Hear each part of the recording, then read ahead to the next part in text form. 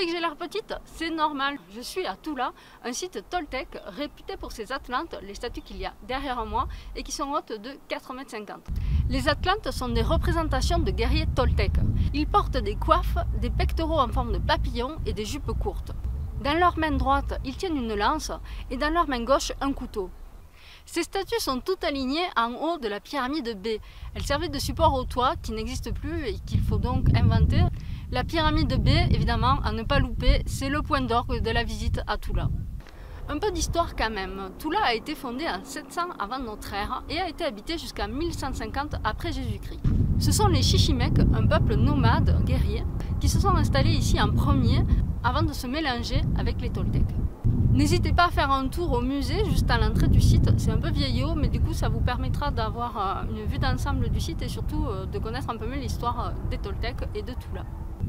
Pour en revenir au site archéologique, outre la très impressionnante pyramide B sur laquelle je me trouve, vous pouvez visiter le palais Quemado, le palais brûlé donc, qui tient son nom du fait que le palais a vraiment été incendié. Je me trouve à l'intérieur. Derrière moi, vous pouvez remarquer comme une place carrée. En fait, c'était un bassin. Il faut s'imaginer qu'il était rempli d'eau et qu'au-dessus, le toit était percé, que ça faisait un trou dans lequel la lumière du soleil passait et qui du coup se reflétait dans l'eau et éclairait les murs autour. Cette pièce servait aussi à observer les étoiles.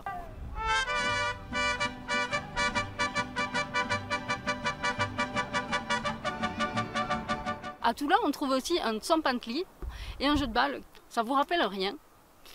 Réfléchissez un peu. On dirait Chichen Itza, le tsompantli, le temple avec les colonnes. On pense qu'en fait, des guerriers toltecs seraient allés jusqu'à Chichen Itza et auraient envahi la cité. Enfin, on pense, parce qu'en fait, on n'a rien trouvé, on est sûr de rien.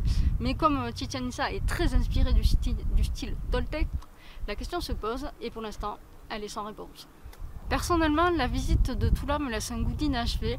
Je trouve que le site n'est pas très entretenu en comparaison par exemple à Teotihuacan ou à Palenque. Alors évidemment, il y a moins de visiteurs ici, mais ça mériterait quand même que les pelouses soient tendues, que peut-être on voit un peu mieux les pyramides, qu'elles soient un peu plus découvertes, parce que là, certaines sont encore à moitié ensevelies.